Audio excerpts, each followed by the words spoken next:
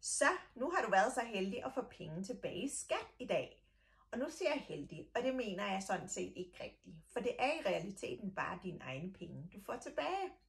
Og til en rente på 0,8%. Skylder du derimod penge til skat, skal du betale 5,5% i rente. Og om nogle måneder, hvis du ikke har betalt, er det 7,5%. Det forstår jeg ikke, hvordan det kan lade sig gøre. Og i mange år har jeg ikke forstået, at skat får lov at køre det på denne her måde. Det er jo ikke engang fordi, du kan vælge at sige, jeg vil ikke være en del af skat. Det her vil jeg ikke være med til. Det er tvunget, at du er en del af det her skattesystem.